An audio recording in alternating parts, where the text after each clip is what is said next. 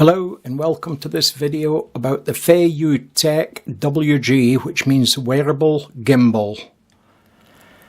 These are the batteries. Red is charging, as Popeye's pointing out, and blue is charged. Hi there, and welcome to this little video on the Feiyu. It's called the Feiyu Tech 3-axis, that it means, WG gimbal, and WG means wearable gimbal. Costs on Amazon about £120, $150, not much more. Folk have been moaning about not being able to mount the camera with the external case on the gimbal.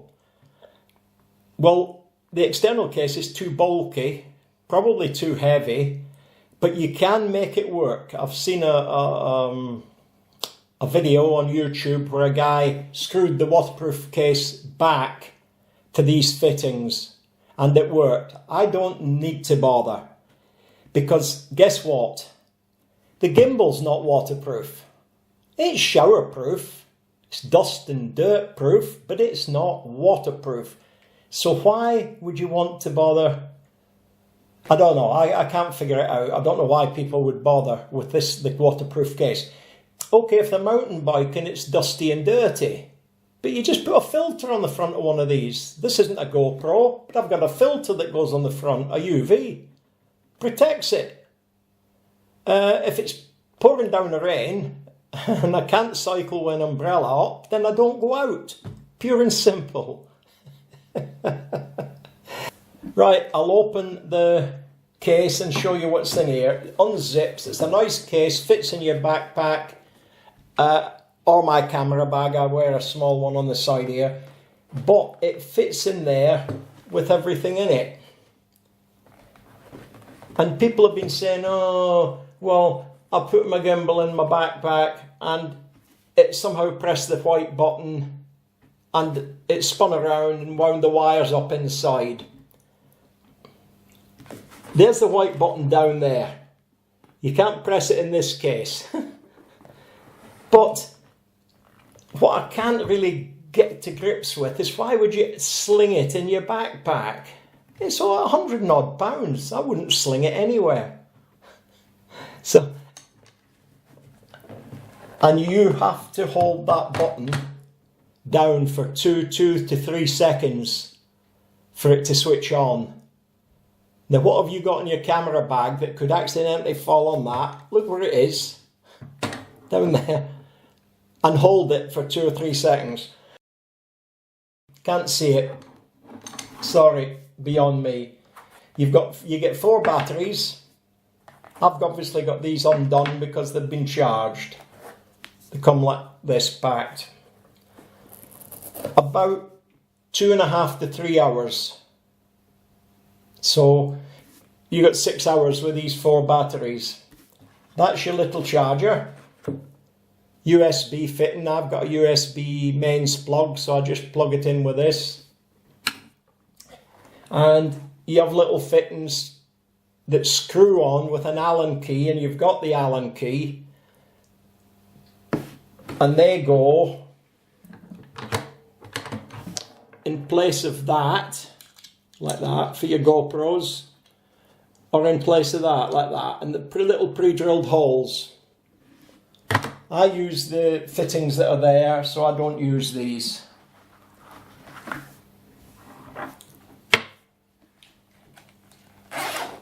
Now, you get a bag of goodies, a couple of sheets of instructions, English and Chinese, and a warranty card.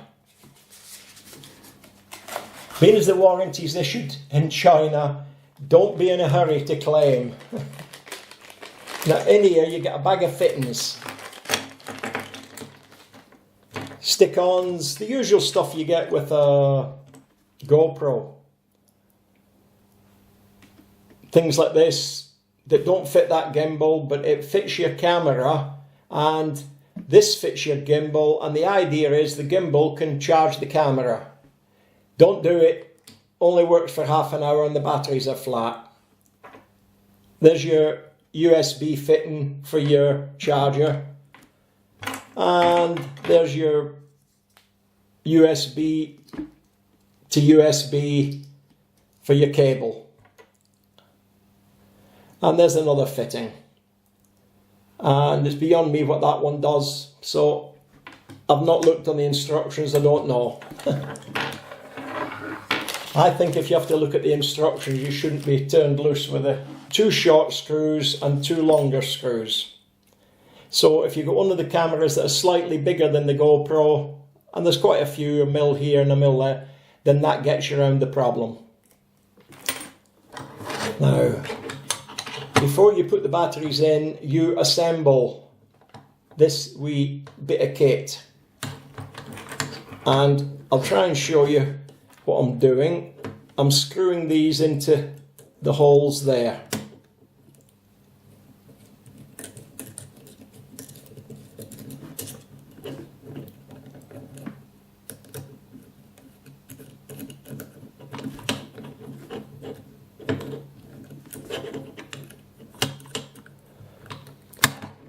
And then you slip the camera. I put mine in this way, with the lens on the outer side. Other people do it the other. That's completely up to you which way you do. I've not had a problem with it.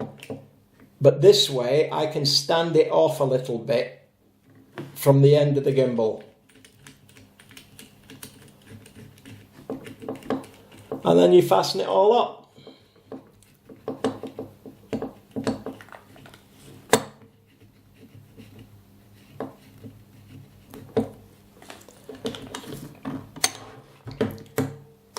And I move my camera in and out until it's almost centralized.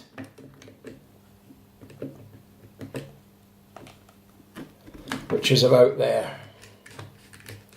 And then finally tighten it up.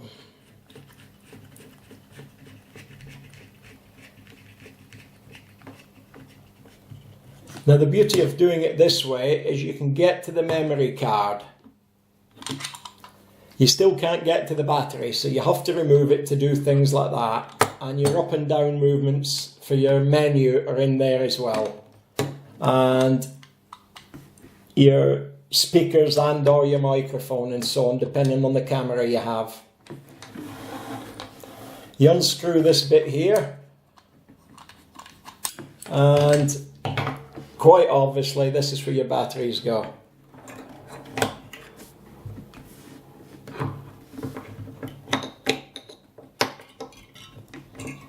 When I've finished using mine and I'm putting it back in my case, I take the batteries out.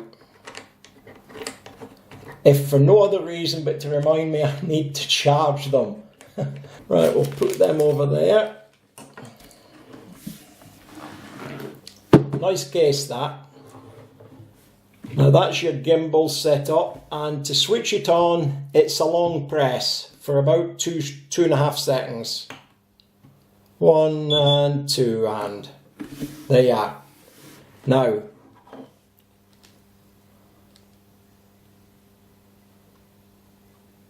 think you get the general idea here, don't you? So you can mount it that way or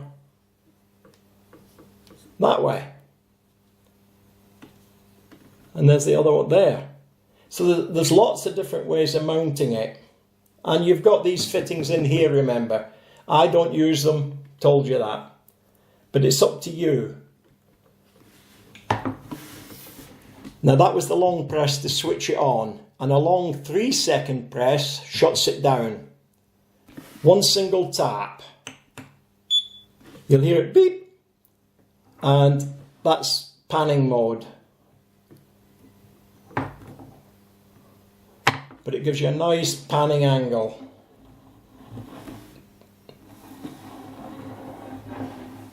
Nice and gentle. I hasten to add, if you're doing 900 mile an hour on your motorbike, then that won't suit you. That's the single tap. The double tap is panning and tilting. So 1, 2. Now, follows you down slowly. And up, slowly. Let me turn it that way. So you can see the camera. Up, and it goes up nice and slow. Down, and it goes down nice and slow. And going to the side,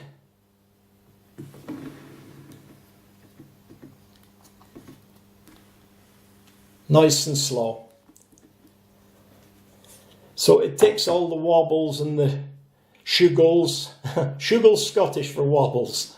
I'm going to press it 3 times and I'm going to show you. 1, 2, 3. Selfie mode. But you can mount it that way.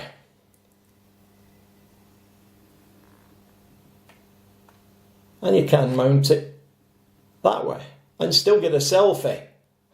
I'm going to do 3 again to send it back. There we are, back round there. Now 4 taps resets the unit. Whatever stage you're at, you can go 1, 2, 3, 4, and it'll reset it back to where you started.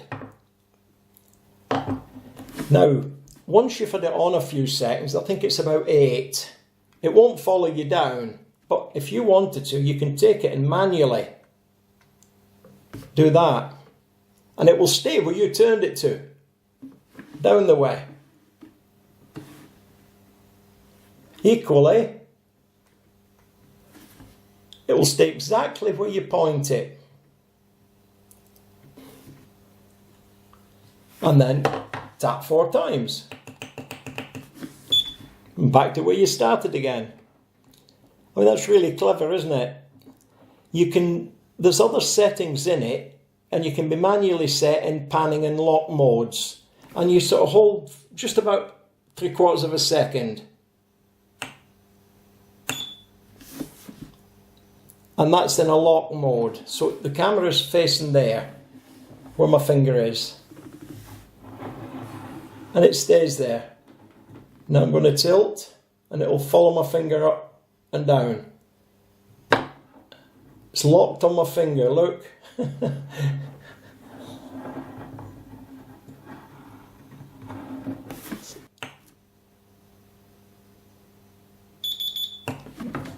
Now, that's all. That's everything about it.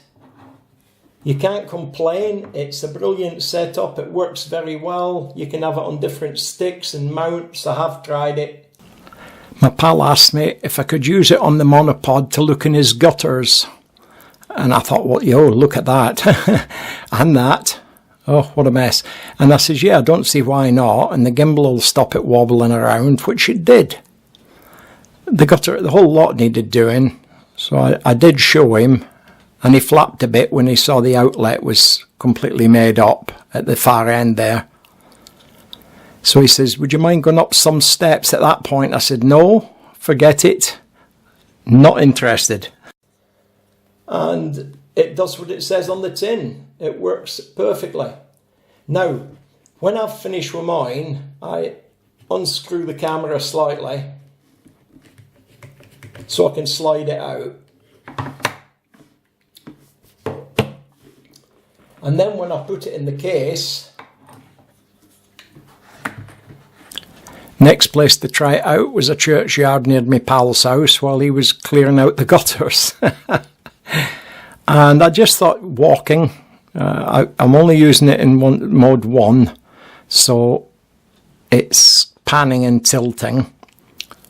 It could be mode 2, I've just forgotten. Whatever. I just thought walking around, not moving ultra fast or anything because it's going in 4K.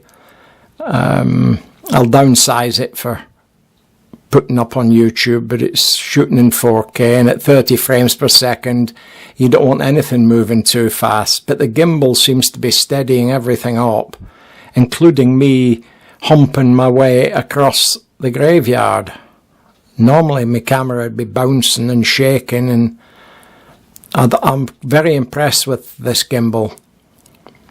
I've had them before, but they were never the 3-axis ones, only the 1 or the 2-axis. Well, this covers all 3, and I'm really impressed. I think once I get the hang of it, I'll never want to part with it. Yeah, I'm quite taken with it.